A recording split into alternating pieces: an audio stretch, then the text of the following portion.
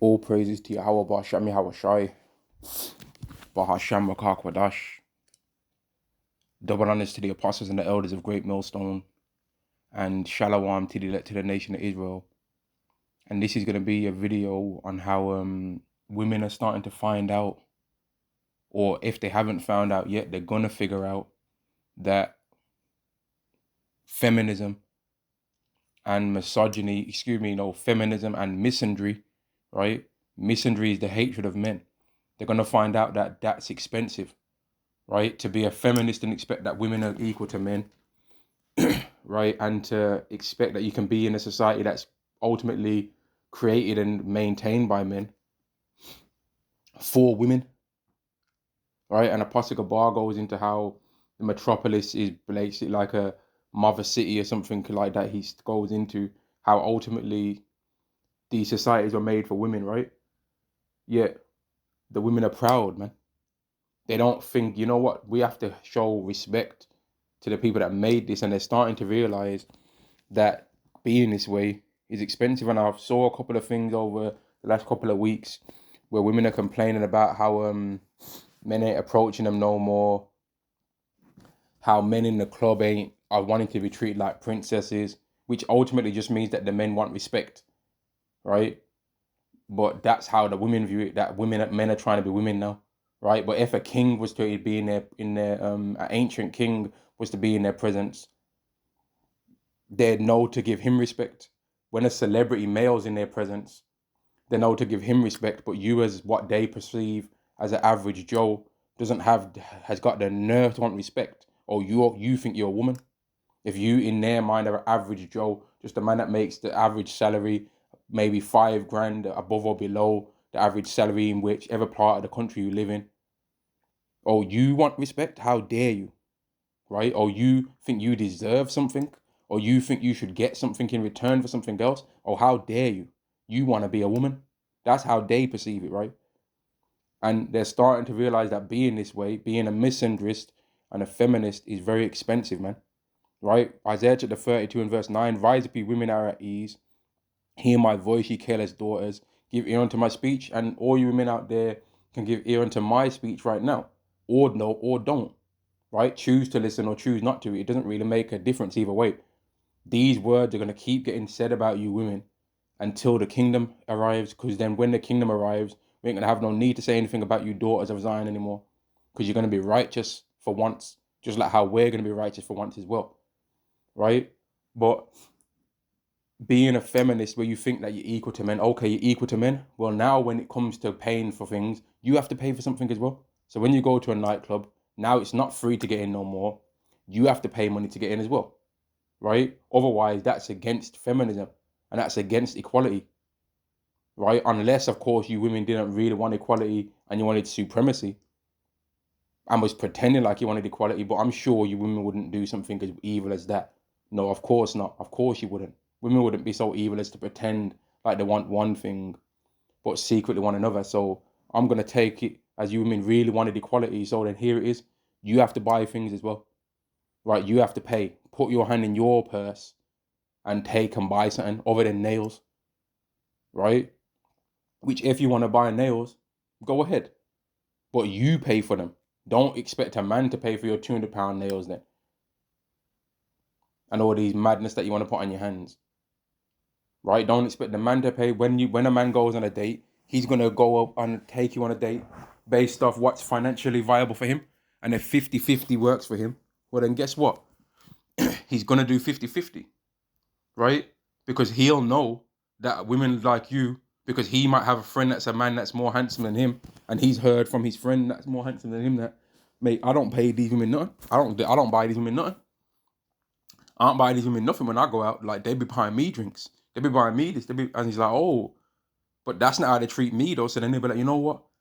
I'm starting to realize that I'm getting broke dating all these women. So I ain't buying all that. So it's 50-50 or nothing, right? But because these women are feminist and misandrist, they think that 50-50 is a bad deal, right? But here's the thing. Men would be prepared to pay 50-50. I mean, would be prepared to pay 100% zero if the women were righteous, If the women were righteous and the man knew that that's only going to be his woman for the rest of his life, because after he's dead, who cares where she goes after that? If she's going to be righteous towards him for the rest of his life, he wouldn't care about none of that. And after he's dead, she can go and marry another husband. That's according to the law, right? She's bound under that man as long as he liveth, right? As long as the man lives, or as long as she lives. Well, excuse me, no correction. As long as he lives, right? Because once he perishes, she can get another man. Verse 10, many days and years she be troubled, ye careless women, for the vintage shall fail, the garment shall not come. So now when you women go out, like it's got such this misandry and feminism have got such a cost that, like, when you women are walking on the street, you've probably noticed it. Men ain't moving out the way no more. When you women go on a train, men ain't giving up their seat no more for you to sit down. Right? Men ain't when it comes to you getting allowed in the public, men ain't getting involved in trying to help you anymore. When you women do things wrong, the bouncer at the nightclub might dash you on the floor, right? When the police arrest you, they're treating you like they should be treating you, like a criminal that you are, right? And that's why there's so much footage these days of all these body cam arrests of men, women, but I'm seeing more video footage of women.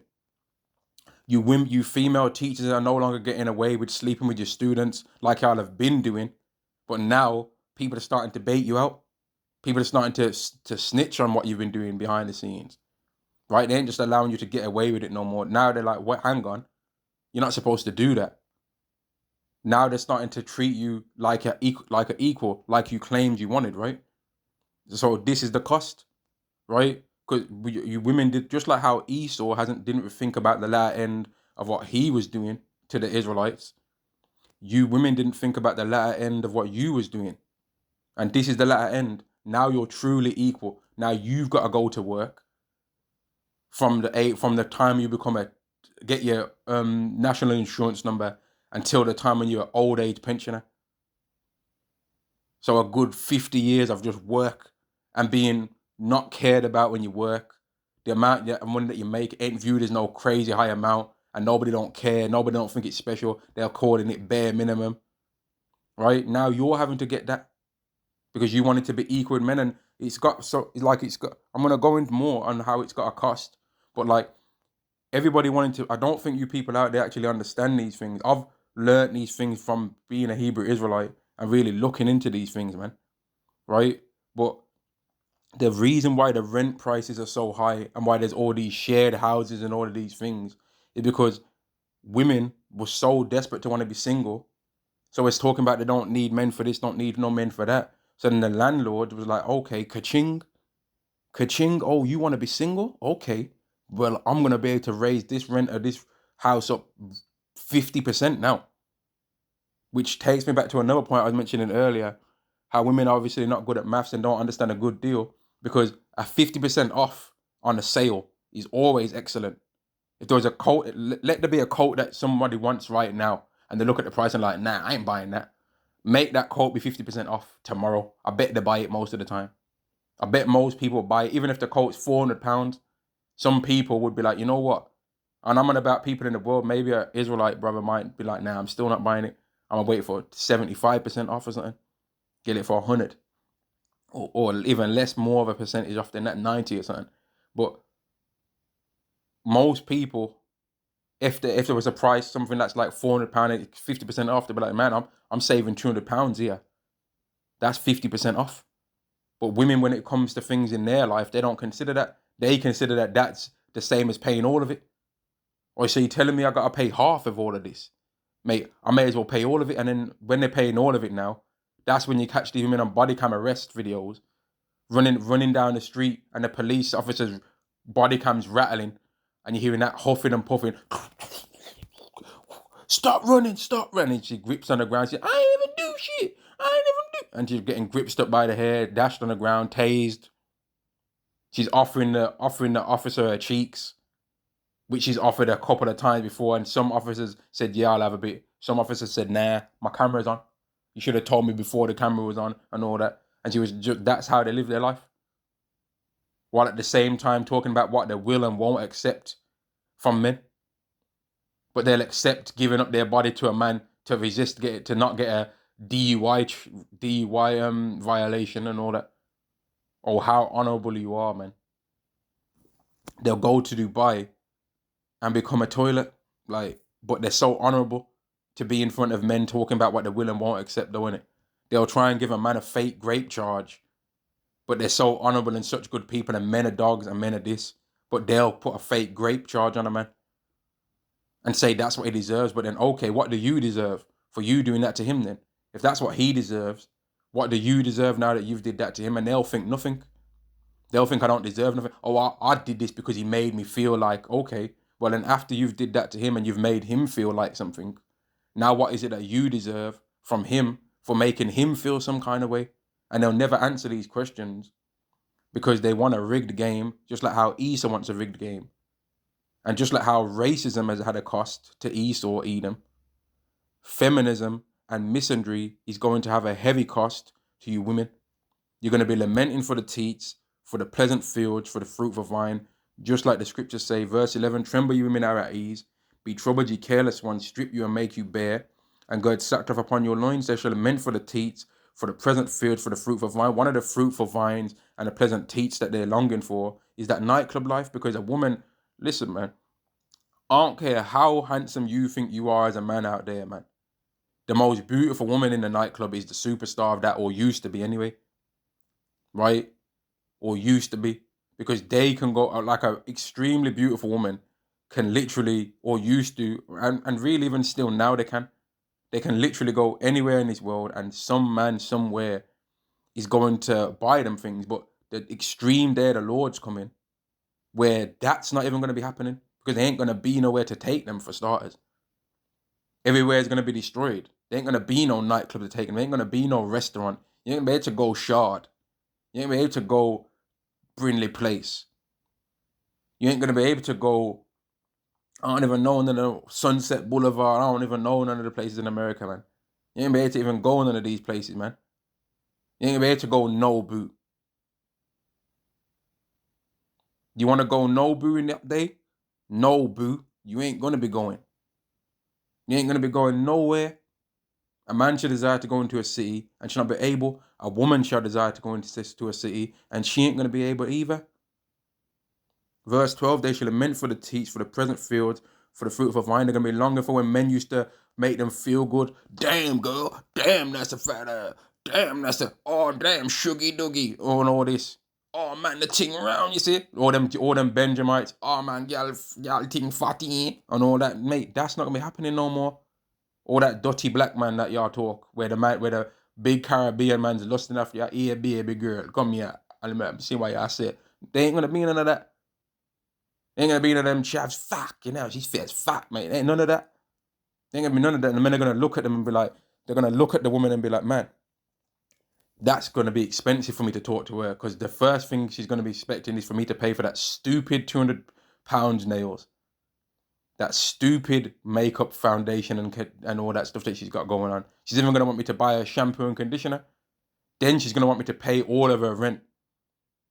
Then she's gonna want me to take her out on a couple of dates that she's gonna think in her mind is worth 4 figures minimum for the amount of dates that I have to take her on in order for me to get with her in the way that I want to. So she's expecting at least like a upfront payment of a couple of grand, or at least a good mid-hundreds. Then of course, after that, she's expecting a continual direct debit of a couple of grand minimum. He's going to start assessing it like, man, you know what? But what could I do with that money? I always wanted a different car. You know what? If I just was to just only pay 10%, the amount she wants to pay on her nails, I could get a car on finance for that at least. And you know she's going to want them nails done every month. So that's like, if I'm going to spend my money on that, I may as well just get myself a better car. Can get rid of this banger and get this one. I'm going to pay on her nail. I may as well get myself a new car. And I may as well, I've always wanted a home gym. So all that time I would have been spending the 200-300 on her, I may as well every single month buy a different weights, plates, barbells, get a weight gym thing and all that, some cables. some kettlebells, some dumbbells, and step myself. I can get myself a treadmill for this. Get myself a rowing machine. After a year, I'll have my own home gym. Won't even need to go to a public gym no more. They'll start looking at it like women like that, man. You women are gonna be lamenting for the teats, and it's gonna get so extreme that women are gonna say, "We'll eat our own bread and wear our own apparel. The only thing we desire is to be your woman." That's what they're gonna mean when they say, "Be called by thy name." I want to be your woman, right? And it's gonna get to where these women are gonna be actually asking to have the man's surname, man. Now they don't believe that now because there's still a few grapes left, a few apples, a few oranges, a couple bananas left on the fruitful vine, right? So they can reach up and grab a fig every now and again. They can reach up and grab an apple off the fruitful vine every now and again. But there's gonna come a time where that vines ain't got no fruit on there. And they're like, "What, man? Where's the fruit at? Where's the fruit on the vine? Where's all the times of me being praised when I walk down the street and I click my heels? Where's that at?" Because best believe initially, like, let's go to it. Let's go to the prophecy. Women are going to be, and men are going to be still dancing and shucking and jiving up themselves, even leading up to the day of the Lord, right? That's what it says, right? Matthew chapter 24 and verse 38. For as in the days that were before the flood, they were eating and drinking, marrying and giving in marriage until the day that Noah entered into the ark, and knew not until the flood came and took them all away. So shall also the coming of the Son of Man be. But when the day of the Lord does come, right, all of that eating and drinking spirit's going to start gradually getting decreased and decreased and decreased. But leading up to the day of the Lord, there's going to be all of that. Women showing what it do, showing how around. Like, these women are going to start getting real extreme, even worse than they are now already. They're going to start getting more and more bold with being odalisks, right? They're going to start getting more and more bold with being that way, man. They're going to start justifying it in their mind. And I've already seen them on TikTok, and you've probably seen them out there too. If things start getting worse like this, I'm going to start selling box. I don't care what no one got to say. Oh, well, hey, live your life then, innit, if that's what they think. But they're going to be realizing that feminism and misandry had a heavy cost, man. Now, I already know what some people are going to think. Oh, there goes another Israelite that just hates women. Say what you want to say, right? Say what you want to say, man. But is this stuff true?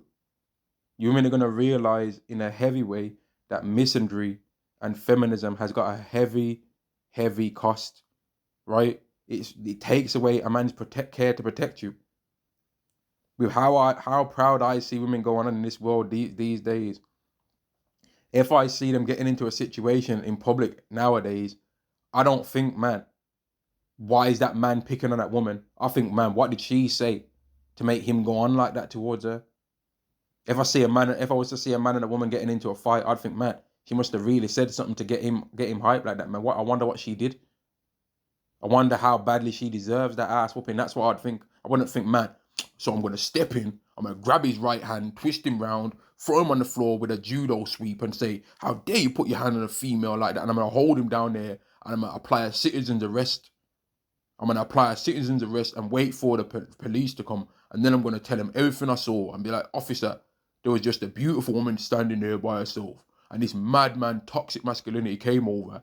And just like the savage toxic masculinity he is, just started bamboozling her all over the place. And I had to, you know what's meant, I had to step in and be a real chivalrous gentleman. And I don't want nothing in return. Because just me saving a beautiful woman's life like that was all the pleasure I could receive from that. Anytime, officer." And then kiss the woman's hand and bow down to her and be on my way with a rose and give her a rose. No, that ain't going to happen. That's not the reality that's coming to the earth. The reality that's coming to the earth is men being disgusted by women, not wanting to talk to you. When you talk to them, they're going to start thinking, man, move, man. Men, when they see old women, they're not going to see old women no more. They're going to see a woman that potentially was a hoe in the past. And now that they're old, now they want to try and act nice. Oh, now you're old and washed up. You want to try and smile and be polite. But what was you doing when you was in your late teens? What was you doing when you was in your early, mid, and late 20s? What was you doing when you was in your early, mid, and late 30s? But now that you come into now that you're in your late 50s, oh, you want to be righteous now? But when you thought you was the hot stuff, you was talking about, I want a toy boy, I want this, I want that. Men better have this and that on the go for me. Men better pay me this, men better pay me that. I'm not settling for less. Well, now when the day of the Lord comes, the men ain't going to settle for you. And that's what men never expected that's going to happen. Because a man that's what height do women say that try and make mockery of nowadays? A man that's 5'5", I would say, right? Average height, they don't that, you know what I mean? But a man that's like 5'5" maybe, or a man which is like, I think 5'5" is like the average height of a woman, right? So a man that's about 5'5", he's about the same height as most women. He's not shorter than them. He's about the same height as them, right? But they'll look at that kind of guy like he ain't nothing in this world some of the time, because some men have got more to them than just that, right? But in that time, women ain't going to be trying to care about man's height. They're going to be looking at that guy like he's the best thing in the world. But what's he going to be looking like them like, though? That's the thing. What's he going to look at them like? Oh, you're looking at him like he's something special. Is he looking at you like you're something special, though? And that's what they're not prepared for. They're going to realize that the men don't care about you now. Or you didn't care about the men before.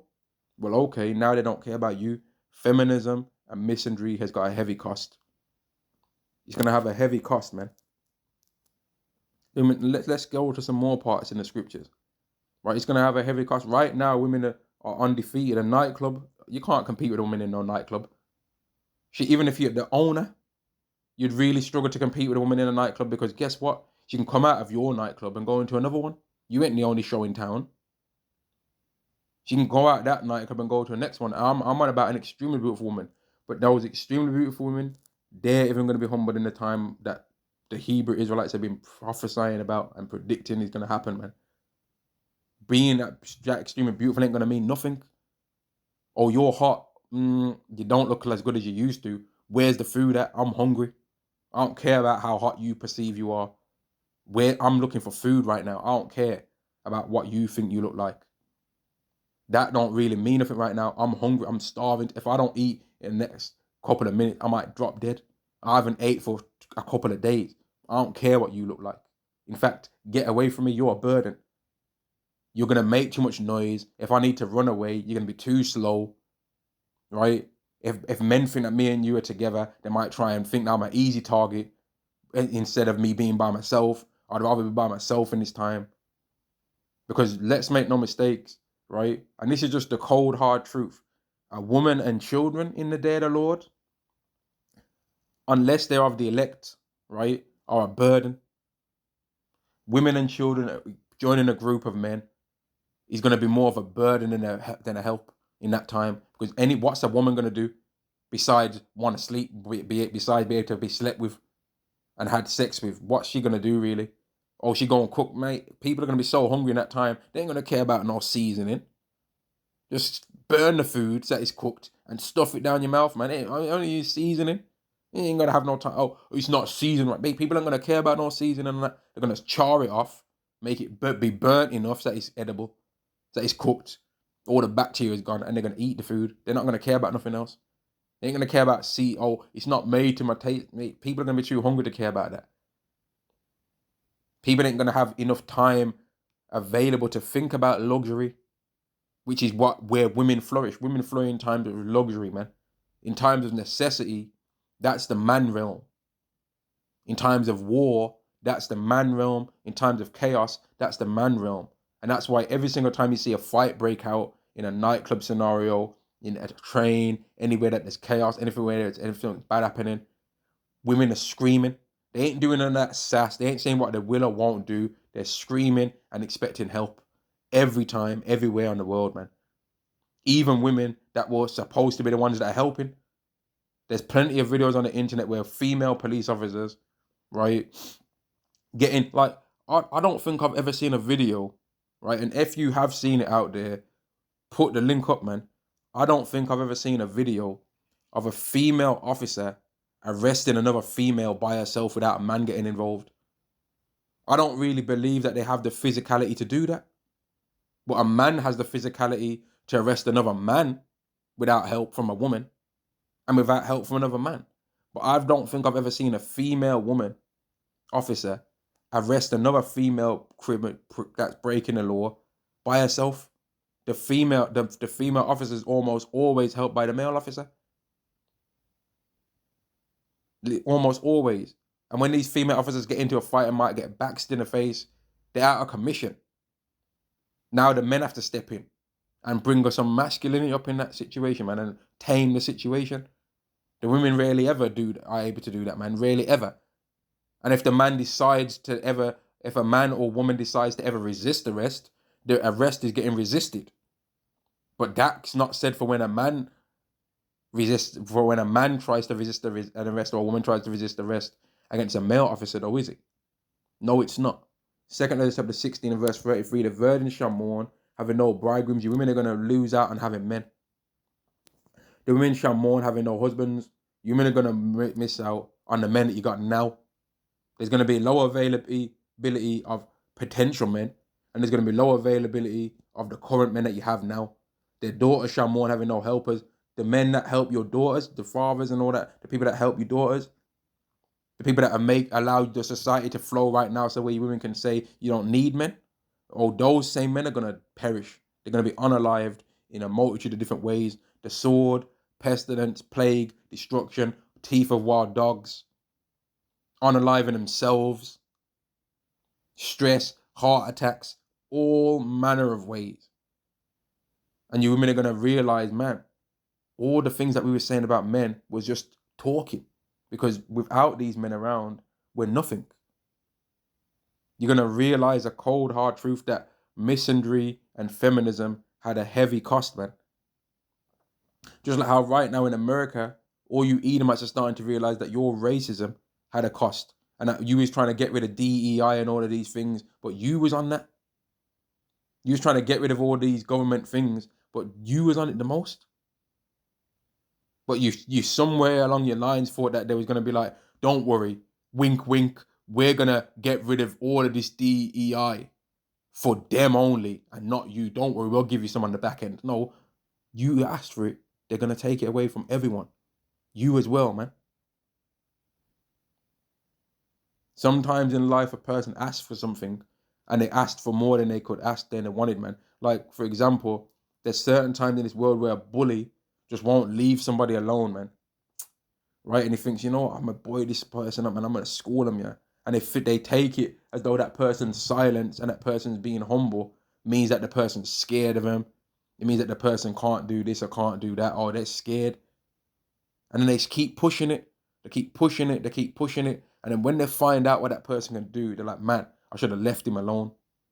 That's what you heathens are doing to Yahweh. That's what you heathens are doing to Yahweh Shai. You keep doing more and more, right? But your hurtful work, let's get it. 2 Letter chapter 15 and verse 6, for wickedness have exceedingly polluted the whole earth, and the hurtful works are fulfilled. There's a limit. There's going to come a time where you're not going to get your own way anymore. You'll have went too far to the left-hand side, and now there's going to be a need for a brutal correction. Right? That's what happens in all things. You go too far one side, now there's a brutal correction that's necessary. You start training too much, and some people say in the fitness world, they ain't no such thing as overtraining. Okay, if you think that, go ahead, run a marathon every single day. Go to the gym, yeah. Or you go gym and you train, do a 1 rep max every single day, right? And we'll see. You tell me that there's no such thing as overtraining, and do a 1 rep max every single day in the gym. Lift the most maximum amount you can lift in weights every single day at the gym, and tell me how many days you've been able to do that for. I bet you won't even last a week. Just maxing out on the most you can lift for 1 rep. For 1 rep to where you're really squeezing, getting that vein in your head top, and just pushing that weight off you to the point where if you don't push that weight off you, it's gonna drop on you. Or if you don't bend, extend them legs and not squat, you might collapse on that weight. Do that every single day. and tell me if there's no such thing as overtraining, right? If you go too far trying to do that in training, guess what happens eventually? You get an injury, a bicep tear, lower back injury, hamstring tear, quadricep tear, Achilles tendon, ACL. You get something, man. Torn tricep, you're gonna get something. MCL, you're gonna get some injury because when you go too far one way, now there's a correction for the other. A false balance is an abomination unto Yahweh, right? And it is. And this world has gone too far to the left-hand side, and now it's going to need a brutal correction from the right hand, smashing this world into pieces, right? Yahweh Shai is going to come back and completely smash all these kingdoms. Now, you all might say, man, why are you saying it like that for? That's about sounding a bit harsh. Okay. Well, what does this say? Daniel chapter 2 and verse 44. And in the days of these kings shall the power of heaven set up a kingdom which shall never be destroyed. The kingdom of heaven is going to be forever. And the kingdom shall not be left to other people. It ain't going to be transported unto no next nation, like how previous kingdoms were. But it shall break in pieces. It's going to smash and consume all these kingdoms. All these other kingdoms' assets are going to be joined onto what our thing is, man. And we're going to change it all into the glory of the kingdom of heaven. We ain't going to take none of the idols. All of the gold that was from these things is going to be turned into gold and things that's going to glorify the kingdom of heaven. That's what's going to happen. Now, you can cry about it, you can weep and mourn and wail. You can even try and fight against it if you feel brave enough. Go ahead. There's not nothing you can do about it, man. And that's the scariest thing. There's not nothing you can do. There's not nothing you can do. You've looked under telescopes, you've seen crazy things in the sky. You can't stop that. All those things you're seeing, all these, like I was watching, there's a new thing on Netflix, right? Called like Haunted or something like that, and it's about all these different ghost stories and all that. And I realized when I was watching, like, man, these Edomites really be getting plagued with spirits, huh? They be getting haunted. They're seeing things. They be seeing things in real life from these stories that they're saying. We seeing things. Things are calling out their name and they're trying to sleep in their bed and all that, right? They be getting plagued because of the wickedness that they did in the past. There was one story in there where the guy kept getting haunted by one thing, and then it turned out that he was somehow connected to some Edomite that was basically killing Native Americans, man. And before I even got to that point, I was like, yeah, I was thinking, man, yeah, y'all probably being judged for some wickedness you did to the Native Americans, which is the tribe of Gad, by the way. And then it turned out that that was the case. These Edomites get plagued. Don't believe their pride. They get plagued, man. Some of them have probably had nightmares about you. They probably had a nightmare about you, man. And that's why they get on their camera and try and start scoffing. That's why they try and show up to where you are and you might live in another country. They've had a nightmare about you probably. And they're trying to confirm that the nightmare that they had ain't true. Maybe if I can find them and can find them in the scriptures, then what I dreamt about, that nightmare I had that felt so real, maybe I can prove that it's just a dream if I find them in real life. No. That dream that you had probably is going to happen, man. Whatever dreams you demons are having. And you deserve it too because you're wicked. You've made a world and a society that's evil.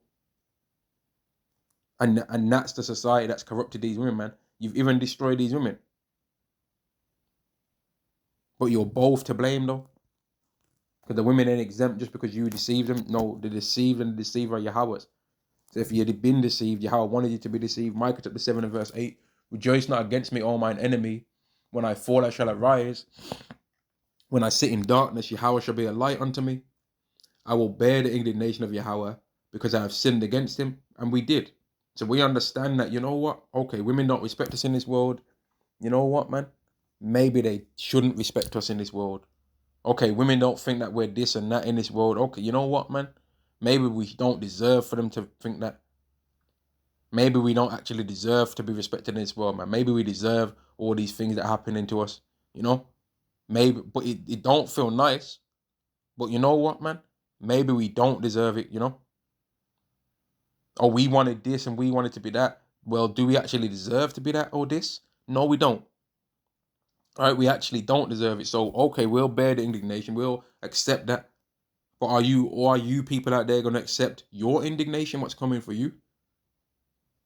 Are you prepared to accept what's coming your way? I will bear the indignation of Yahweh because I have sinned against him until he plead my cause and execute judgment for me. He will bring me forth to the light and I will behold his righteousness. And we're getting ready to behold Yahweh's righteousness, man. Like that day where we see Yahweh Shai, there ain't going to be a dry eye in the, like, you know, they say there ain't a dry eye in the vicinity and all that. There ain't going to be a dry eye in that time, man. Especially among the children of Israel. There's going to be so much tears. Tears of joy, tears of fear, tears of sorrow. But there's going to be tears, though. Weeping and gnashing of teeth, man.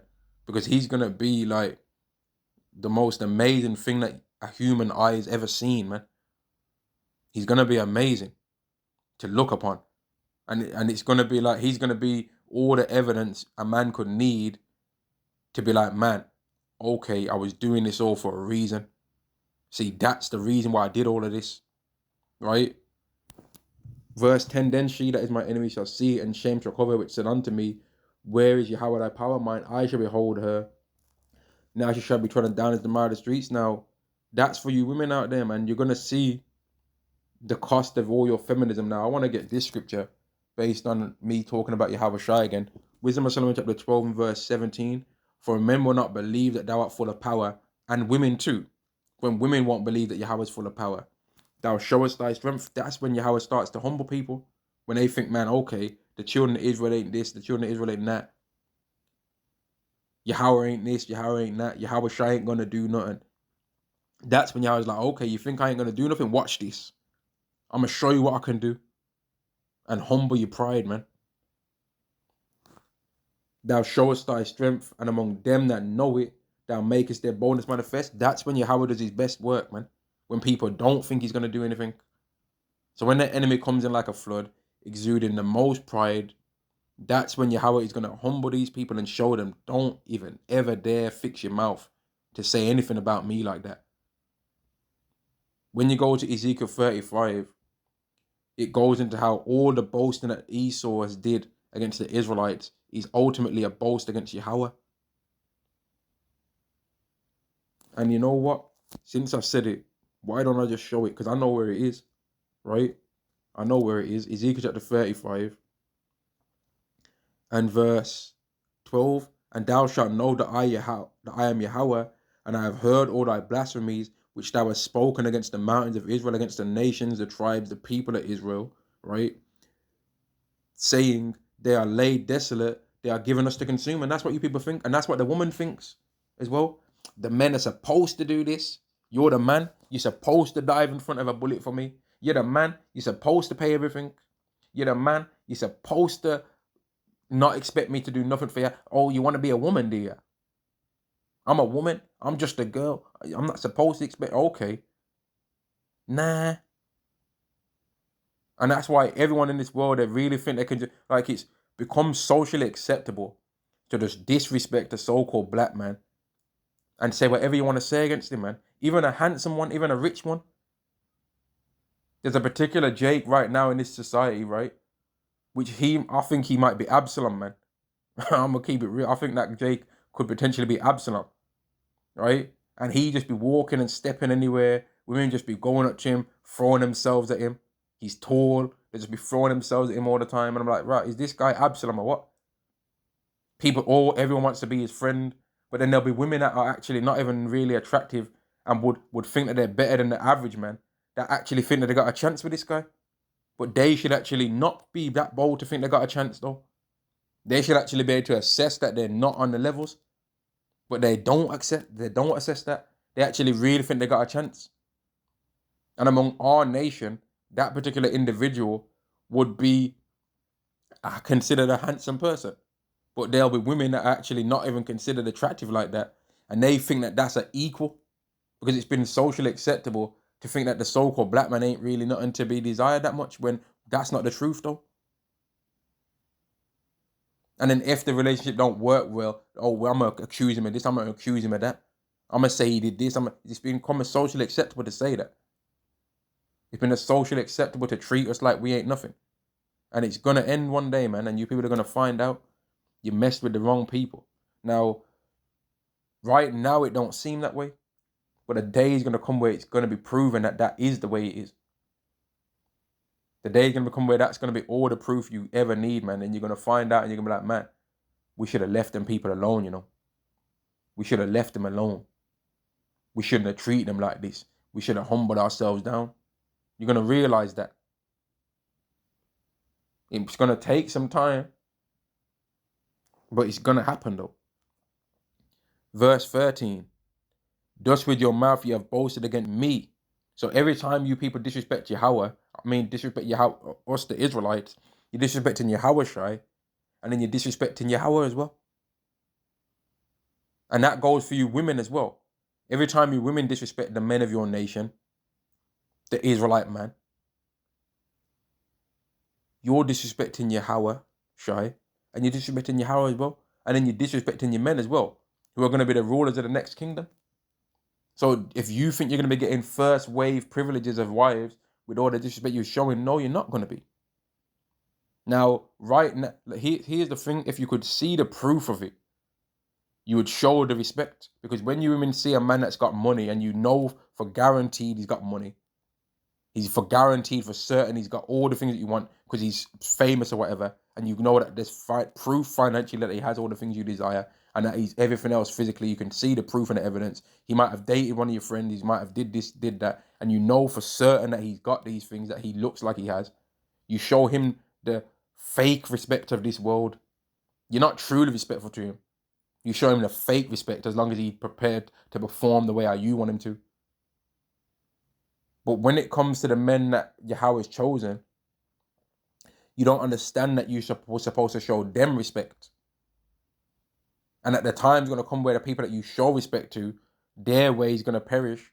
And it's only going to be left the men that actually was doing the things the way that's supposed to be done. And those men are not going to choose you. Those men are not going to want you. You're going to be a burden. You're not going to be something that a man's going to be like, you know what? Okay, I'm prepared to be out here where everyone's just on a mad one and I'm prepared to help you. No, when they're not going to want to. Why would they want to help you? Like, do you know how scary the day of the Lord's going to be? A man is going to be better off by himself in that time. If something kicks off, he can run away. If he can't fight his way out of the situation, he can at least run. He'll be faster and more able to go more places if he's by himself than if he's with you. Because now if he outruns you, he's got to wait for you now to catch up. He's got to wait for you now to catch up. When you get tired, now he's got to wait for you. But if he could outrun you, well, he don't need you no more. And a lot of you women are going to end up in a situation just like that. The man's going to dwell with you for a time. Yeah, I'll be your protector. Yeah. This is some easy access to a bit of, you know what I mean? A bit of how's your Bob's your uncle around here. I'm going to do my thing with her for a bit, right? But the first sign of chaos, he's going to dip, bus chase, and be out of there, mate. You're going to be like, man, he's going to move so fast away from you. You're going to think he teleported. To be honest with you, you're going to be like, man, I didn't know this guy had a teleportation device. How did he get from there to there that quick? You're going to be so fast. You're going to be like, what? How the hell was he so quick? He ain't going to help you. In fact, he'll use your ass as a decoy.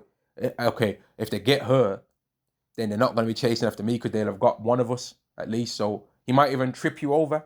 But like, sorry, this is how far we go together now. just you know what I mean? Now, some of you people think that won't happen. You know how much betrayal is going to happen in the time to come?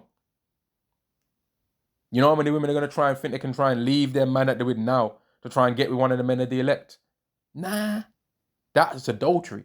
Them men ain't going to be going for that. That's adultery. They ain't going to be going for that deal.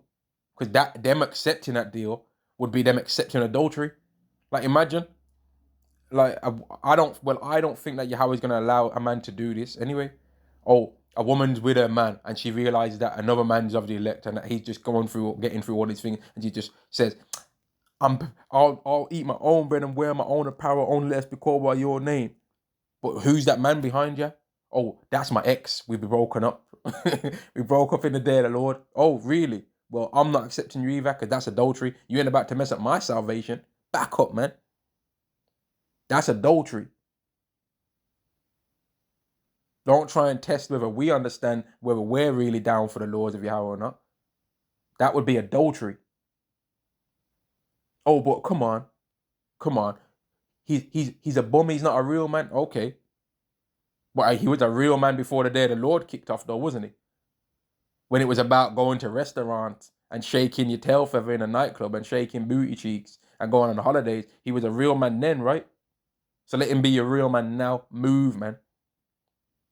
That's what a lot of you women are going to face as well. And you're going to realize that misandry and feminism had a heavy cost. And then some of you women are going to try and go back to that man afterwards. I was only messing, babe. I was only messing. And he's going to kick you to the curb as well.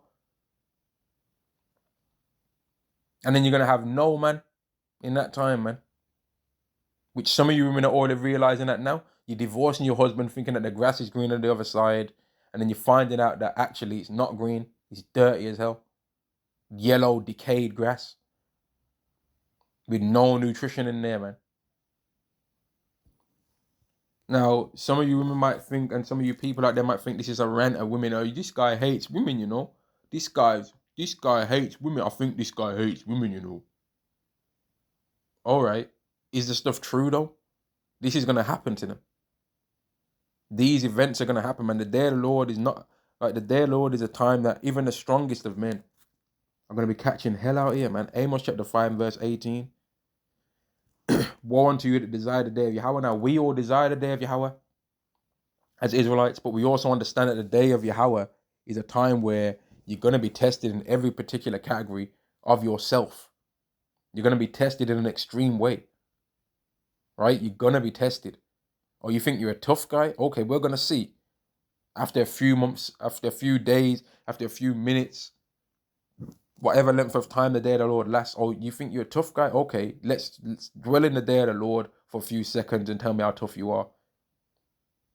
I'm a tough guy. I do MMA. I do boxing. I do Krav Maga. I do kickboxing. I know I've got a mean roundhouse kick. I got a mean front kick, you know. I know 25 different submissions from off my back. I do Brazilian Jiu-Jitsu on the weekends, and then on the weekdays, on a Wednesday, I do boxing. And then on Thursday, I do judo. And then I do 5 days a week training, cardio. I run 3-miler every single week. Okay, congratulations. When you have your fights, how much rest do you have in between rounds? Oh, I see. And even the pros have a minute rest between rounds. Well, in the day of the Lord's wrath, there ain't going to be no rest in between rounds. And then when you watch boxing and combat sports, they're not fighting the entire time. One fighter throws a jab. Then the other fighter might throw 2 jabs. Right? Then one might throw a leg kick. Pap. He blocks it. He checks the kick. The one gets tired after he gets rocked in the jaw.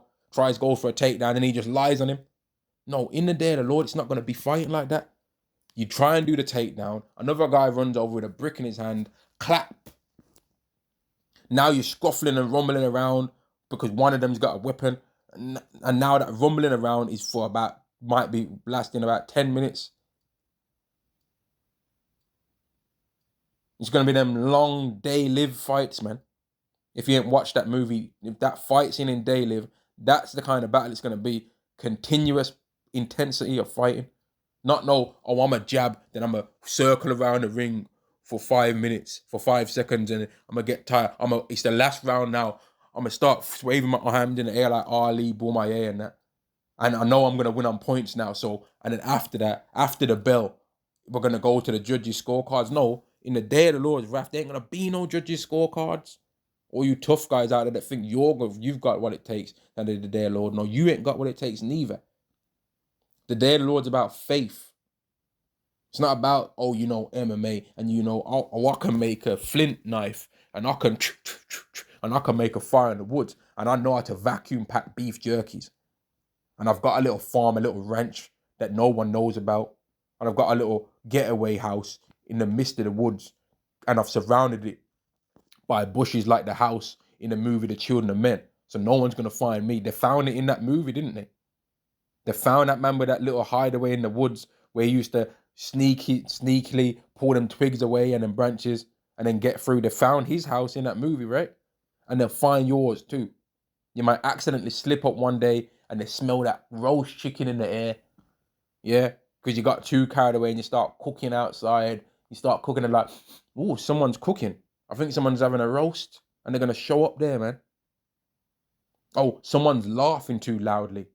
Or someone sprayed too much perfume. Or someone stinks. I can smell them. Can you smell that? It smells like stinky human. I think there's a human around it. They're gonna find it, man. Like you people don't understand. Floyd Mayweather's a good boxer, but find me one of these like men out here in this world. Like I personally think this is me personally. I personally think that if he was to have a real fight with Logan Paul, a real fight, he would struggle because the moment Logan Paul grabbed him that knows wrestling, he could just pick him up and body slam him.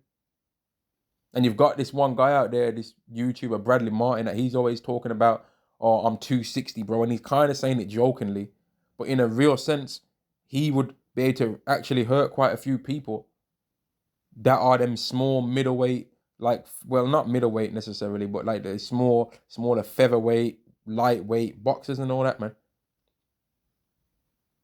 Right? There's a size difference. Size matters for a reason, man. You think that when David fought Goliath, that all those other men that rejected to fight against Goliath, you think they never had no skills? You think they never knew how to swing a slingshot like David did? You think, but they didn't have the belief in themselves and the faith in Yahweh by Shem Yahushai to make them put it to the test. They didn't have the skill, but you think that well, they didn't have the faith in themselves, and or excuse me, the faith in Yahweh rather, to be like, forget how big he is. I'm gonna take it there. I ain't letting this guy disrespect my power. He ain't disrespecting my God. I'm showing what time it is. That's what David was on. But those other men that were around, they were bigger in stats. Saul was there. Saul was big. Saul had all the spirit to be trying to throw javelins at David, though, didn't he? He had the spirit to throw javelins at David when the time came, but he never had a spirit to throw a javelin at Goliath, though, did he? He had the spirit to save Edomites when the time came and not get rid of all the Edomites. He had the spirit on him to try and dabble into witchcraft. But when it came time to throw a spear at Goliath, he never did that, though, innit? He never was down for that part, right? But he had the spirit to hunt after David and chase him down to the woods. But when it came time to show his might against Goliath, he wasn't down for that. And he was big. He was a head height taller than every man in Israel. So how tall is that? Because right now, if you was to look at the tallest so-called black man, there might be 7'10". The tallest so-called African American might be 7'10". So what's a head height taller than that? How big is the head that we're talking? A 10-inch head size or whatever, a 12-inch head size? How we're talking? So then that person's going into the 8-foot realm then, based off just the people that are alive now, among the Judites and all that and the Israelites, man. That's like going into the realm of 8 foot right there. So an 8-foot man is scared to fight against other men. Well, how big are them men? How big was that man and how scared was he to look at? Right? How scared was he to look at? And then when you consider the slingshot, when people are wearing helmets and armors and stuff like that in that time and living like that kind of way, a slingshot is kind of a hard shot to make, man. A slingshot's dangerous, but it's kind of hard to make that kind of shot on somebody wearing a helmet. If you could perceive that someone's wearing a helmet, man, that's a hard shot to make. But if he just moves his head a little to the left or the right, you could miss. You could hit his helmet. It's not going to do nothing to him. And he's just continually shortening the gap, getting close up to you to where he's going to take you out. He must have been a giant, man. Goliath must have been a head height taller than, like a head height couple taller than the tallest man of Israel, man.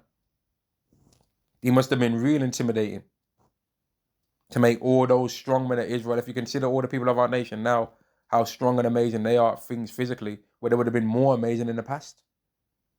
And what was it that scared them? Verse 18, warn you that desire the day of Yahweh. To what end is it for you? The day of Yahweh is not darkness, and the day of Yahweh is darkness and not light. It's going to be a horrible time, man. As if a man did flee from a lion and a bear met him, or went into the house and leaned his hand on the wall and a serpent bit him, right? You escape one danger, face another one. You escape that danger and you face another one. And you keep escaping danger until you finally get caught by what you was trying to escape. Shout at the day of Yahweh, be darkness and not light, even very dark and no brightness in it now. I want to get this scripture, and I haven't read this scripture for a while, man. The day of the Lord is not about, oh, I'm cute, oh, I'm hot, oh, I'm handsome, oh, I'm beautiful, oh, I'm smart, oh, I've got a high IQ, oh, I've got this amount of money in my bank account, or I know this amount, I've got this amount of networking with people. I know this kind of amount of people. I know 5 doctors, 2 lawyers, right? 25 quantity surveyors, 5 architects, and all my friends, we all go to the most elaborate places and the most luxurious places of our city. I've got the best network of friends that you could possibly. I've got nepotism all around me. That don't matter. Do you know the Lord? In fact, does the Lord know you? Has he chose to justify your sins and iniquities that you've committed against him? Has he decided to say, okay, I know that this person did all these sins, but I'm going to justify them? None of you humans on earth can say anything about what this man's did. None of you humans on earth can say anything about what this woman's did. None of you humans on earth can say anything about what this little girl or this little boy has did. You can't tell me nothing about their sins because I'm choosing to have mercy on them. You can't tell me nothing about, I don't want to hear what he did. Or you think he committed adultery in the past? I'm saying it's okay. I'm having mercy on him. I'll forgive him for that. That's what Yahweh's going to do. Romans chapter 8 and verse 33. Oh, but Lord, he did this to me in the past. He did that. She said that to me in the past. Oh, well, if Yahweh decided to justify him, they're justified, and there's not nothing any of you people can do. So you can't try and make us feel bad about being so-called racist or having hatred in our heart and all of this. Yahweh can have mercy on us for anything that you claim that we're doing wrong. And that's what we're hoping on, man. We ain't looking for you people in the world to justify whether we're right or wrong or not. Who are you? You ain't even right yourself to be trying to make a statement on us all the time. You ain't even waiting for the Lord's mercy yourself. Jeremiah chapter 9 and verse 23 does say, if Yahweh let not the wise man grow in his wisdom, right? Oh, I'm smart. I've got a degree. I've got 3 degrees. I've got this and I've got that and I've got that and I've got this. I've got a dissertation. I've got this. I've wrote 5 books. I've got this and I've got that. Who cares, right? Neither let the mighty man grow in his might. I got 22-inch biceps. I'm 7'5", right? I checked my hook PSI, and it was 25. It was like almost like top 10. It was top 10 in the world, right? I've got a mean roundhouse kick. I know MMA. I know boxing. I know Brazilian jiu-jitsu. I've got a 500 kilograms deadlift, right? I can bench press 250 kilograms for 10 reps, right? My wingspan is like the top 1% of all humans on earth. I've just got all the measurements that you could possibly ever want to be desirable in the eyes of women. So I'm what it is. I'm the alpha, omega male. Well, does the Lord care about that? Ask yourself that. Because King David was not the most physically gifted of all men, was he? No. Saul was actually physically looked bigger than him, more impressive than him. And King David's brothers looked physically more impressive than him, to the point where when Samuel saw one of his brothers, he said, surely this is the king. But he weren't the king though, was he? Out of King David's brothers, King David was the least of them all physically. So what did they look like? Because when you read about some of the things that King David did, he was amazing. But what did his brothers look like then? Because King David weren't no slouch. He weren't no ugly individual. But his brothers looked greater than him. Right? That's what the scriptures say, right? That his brothers were perceived as being the king over instead of before him. He was the last one considered out of his brothers, man. He was the last one of Jesse's sons that was considered to be the king. To the point where someone's like, haven't you got any more? And he's like, yeah, I've got one other son. Yeah, I've got a next son out there. But he was like, yeah, I've got another one, I guess. But I don't think you're going to want, I'm sure you ain't picking him. Right? But he was the one that was picked though. Let not the rich man grow in his riches. I've got 25. I've got a mean portfolio. My portfolio has been green for the next, mate, I'm cracking portfolio. Like, it's paying dividends. I've got 25 million in assets and properties. Then I've got a couple of priceless cars. I can sell those. I got a couple of paintings. Each painting's worth a couple of mil. Okay. Does the Lord know you though? Does the Lord care about that stuff that you're talking about? Or does he care about something else? Verse 24, but let him that glorieth glory in this, that he understandeth and knoweth me, a false balance is abomination to the Lord. That's part of Yahweh's way. Do you know that? Man's goings of Yahweh, not of man's. Do you know that?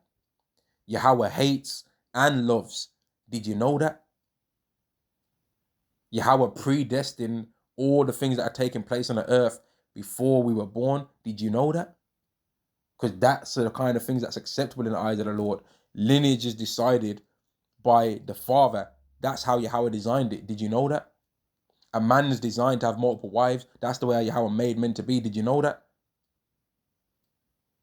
Oh, you didn't. Yahweh made reincarnation. Did you know that? Did you know these things? Yahweh made a nation to show what his love looks like and his mercy looks like. And he made another nation to show what his hatred and his wrath looks like. Did you know that? Do you understand and know him?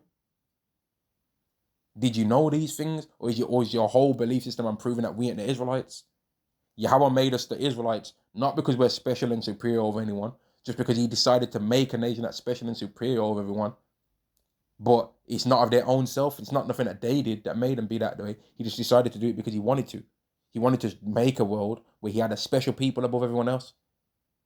And the people are special and above everyone else now because he made them be, not because they did anything to be that way, because he could have quite easily chose anyone else. Did you know that? Or are you trying to make it like everyone's equal, even without the evidence in the scriptures of that?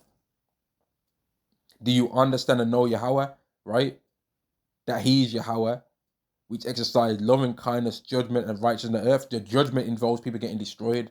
Did you know that? Or are you trying to say God loves everyone? Right? For in these things I delight, saith Yahweh. So Yahweh don't delight in a man doing a bodybuilding competition and showing how wide his lats are in pants. Right? You don't care about a man putting on bare tanning oil and oiling himself off. You don't care about a woman walking out a runway and showing how round her body is, man, and how nice and curved up the thing is. You don't care about that. You don't care about women getting eyelashes and her body being on T. You don't care about that. Is she a demon though? Does she understand Yahweh? How is she using that beauty? Is she using that beauty to be a harlot? Or is she using that beauty to be like, you know what? People tend to listen to women that are attractive a bit more than listen to women that are not. But I'm going to use the fact that I understand this to tell women that are acting wild that they need to fix up and act in a more righteous way according to the laws of Yahweh. And they're going to listen to me more so maybe now than they would to another woman, because I'm going to be the example of that. I'm going to be a beautiful woman that acts according to the way of the Lord. And they're going to copy me because they want to be like a beautiful woman. So they're not going to copy the beautiful woman that they see online acting a fool. They're going to copy me now as a beautiful woman that's acting a humble way. Are you women using your beauty that way, or are you using it to go on gallivant and go on yachts and get number 2 done, man, for 50k? But can you ever get that stench off you though? Or do you have nightmares about that now?